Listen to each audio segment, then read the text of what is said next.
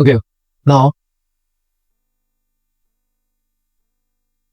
dynamic resistance.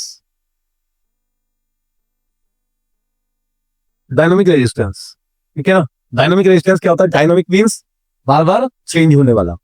Resistance resistance या resistance बार बार change हो सकता है क्या?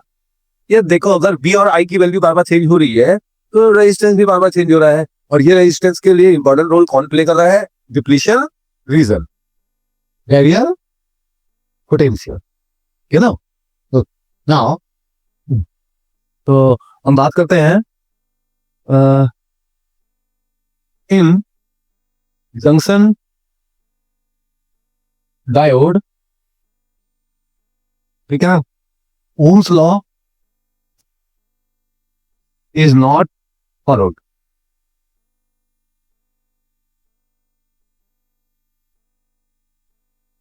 ओम्स लॉ फॉलो नहीं हो रहा है। अब ओम्स लॉ फॉलो नहीं हो रहा है तो इन सच केसेस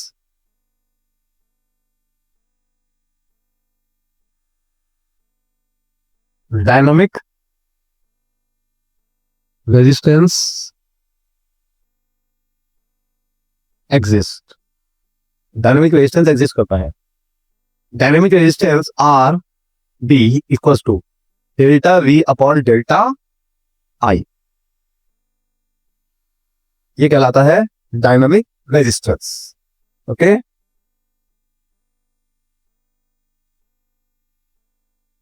इतना नोट कर लीजिए जल्दी से। हो गया नोट? करना है।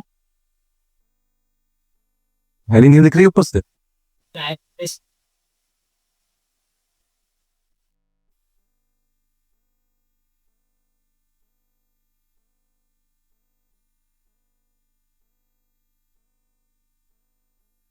अच्छा, यहाँ तक क्लियर बेटा? Yes sir. ओके।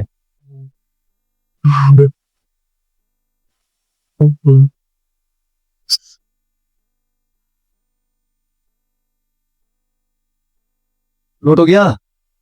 अक्सर बेटा इसका स्क्रीनशॉट लेके ग्रुप में भेज दे, इनको तो टाइम लगता है बहुत।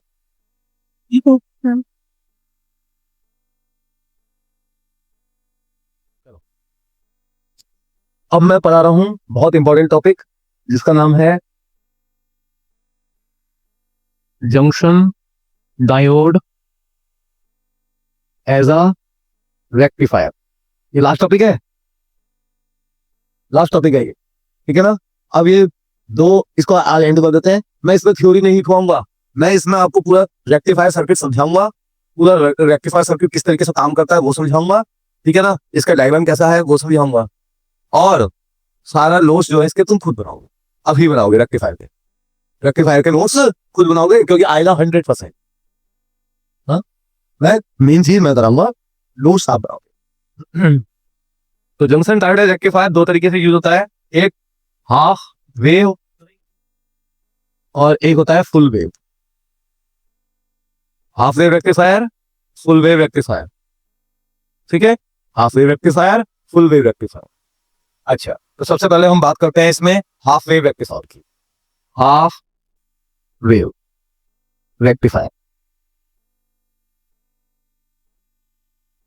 ठीक है ना। हाफ वेव रेक्टिफायर देखिए, एक सिंगल डायोड का यूज होगा, only one diode, only one PN diode.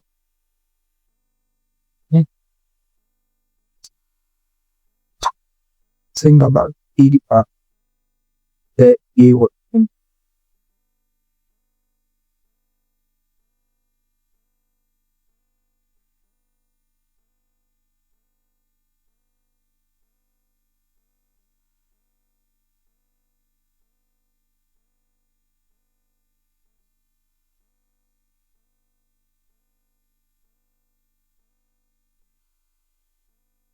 अच्छा, रेक्टिफायर का काम क्या होता है पहली बात तो ये बताओ। रेक्टिफायर क्या करता है? रेक्टिफायर करता क्या है? Rectifier rectifier converts AC to DC, AC से डीसी बनाता है। हाफ वेव रेक्टिफायर ही डीसी बनाएगा, लेकिन कैसे डीसी बनाएगा? नॉन कंटिन्यूअस डीसी बनाएगा। नॉन कंटिन्यूअस यानी बीच में ब्रेक होगी, ठीक है ना। ओके, जैसे कि यह है इनपुट, इनपुट पे हमने लगाई है एसी, ठीक है, और यहां से हम लेंगे लोड के cross output R L load, और यहां से मिल जाएगा हमें आउटपुट, ठीक है ना। अच्छा, अब हम वेव फॉर्म देख रहे हैं, यहां पे हम इनपुट बनाएंगे, यहां पे हम आउटपुट बनाएंगे, ठीक है। ओके, अब देखिए ये है मेरा इनपुट,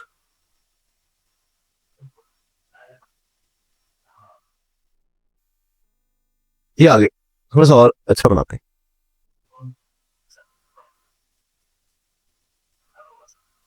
और ये ज्यादा हो गया, समझी, ये सही है, ठीक है ना। अच्छा, ये है मेरा इनपुट, और इसके अकॉर्ड मुझे क्या आउटपुट मिलेगा वो मैं चेक करूंगा। ये था नंबर 1 एंड अब देखिए, लेट अस सपोज करो कि मैंने पॉजिटिव को पहले मेरी पॉजिटिव एंटर होती है, यहां पे लगेगा पॉजिटिव, तो ये क्या हो जाएगा मेरा फॉरवर्ड बाइस। जैसे ही मैं फॉरवर्ड बाइस होगा तो ये वाली जो पोर्शन है ये मुझे आउटपुट में अचीव हो जाएगी, इसके अक्रॉस मिल जाएगा, क्यों, क्योंकि ये फॉरवर्ड बाइस हो गया, कंडक्टिंग हो गया है, ठीक है। अगले केस में कौन आ रहा है एंटर करने, नेगेटिव, जैसे ही नेगेटिव एंटर करेगी यहाँ से, तो नेगेटिव जैसे ही हम यहाँ पे नेगेटिव लगाएंगे तो ये हो जाएगी रिवर्स बायस, और रिवर्स बायस हो जाएगी तो ये वर्क नहीं करेगा, ये वर्क नहीं करेगा, तो फिर ये वहां पे हमें कुछ नहीं मिलेगा, आउटपुट कांस्टेंट हो जाएगा, यानी कुछ में है ही नहीं आउटपुट में। फिर अगली हाफ साइकिल के लिए फिर से हमें पॉजिटिव लेना है, ये पॉजिटिव, तो क्या होगा, ये फिर से पॉजिटिव हो जाएगा, और ये फिर से फॉरवर्ड बायस हो जाएगा, ठीक है ना, फॉरवर्ड बायस हो जाएगा, ये कंडक्टिव हो जाएगा, फिर से कंडक्टिव हो जाएगा, तो यहाँ पे आउटपुट अचीव हो जाएगा, ये मिल जाएगा आउटपुट। फिर अगले पे फिर नेगेटिव आएगी तो फिर से कांस्टेंट हो जाएगा, फिर अगले पॉजिटिव के लिए फिर आउटपुट मिल जाएगा, तो ये मेरा आउटपुट, ये मुझे मिला हाफ वेव रेक्टिफायर से, ये मेरा इनपुट, ठीक है। रेक्टिफायर का काम क्या था, एसी से डीसी। अब इसमें करेक्टर, इसके मेन पॉइंट्स क्या है, देखो, नॉन कंटिन्यूअस मिली है, नॉन कंटिन्यूअस, साथ में साथ रिपल्ड भी है, रिपल्ड भी है, रिपल्ड मतलब ये रिपल्स बने हुए हैं, ऐसे ऐसे ऐसे, ठीक है ना। टू रिमूव रिपल्स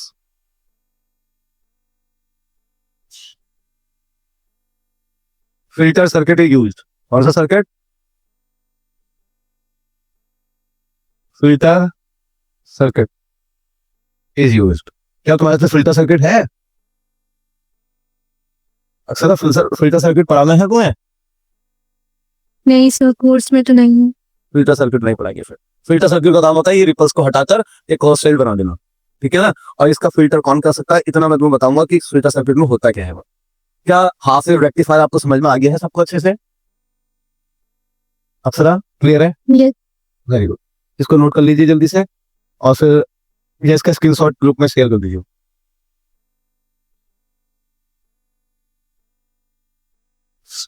ग्रुप में इसका फोटो शेयर कर दीजिए बेटा, वैसे मैंने स्क्रीन रिकॉर्ड करी है, मैं वीडियोस को भेजूंगा आप लोग। चलो, यहां तक क्लियर है, किसी को कोई प्रॉब्लम, चलो फुल वेव रेक्टिफायर को करते हैं, बोलिए।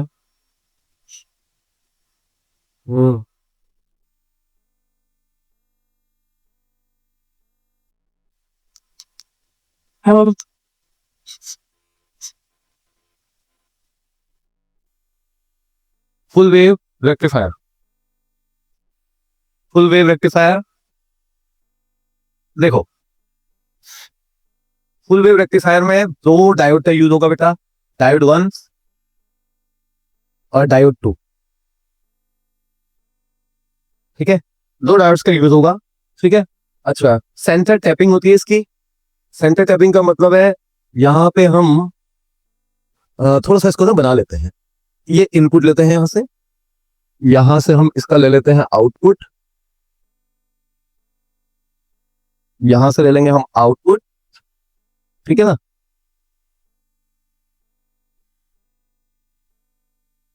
से बाहर ले जाए, यहां से इनपुट है प्राइमरी, और ये सेकेंडरी, ये ट्रांसफार्मर, ओके, तो यहां से सेंटर टेपिंग और मेरा लोड आएगा बीच में, और इसके अक्रॉस हम लेते हैं आउटपुट ऐसे। ठीक है, ये हो गया इसका डायग्राम।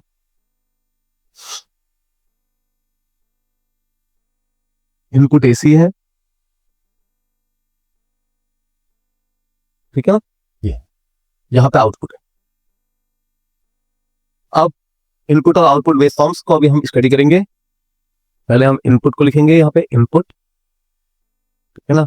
अब इनपुट पे हम क्या लगा रहे हैं वो देखते हैं, positive negative positive negative positive, ठीक है।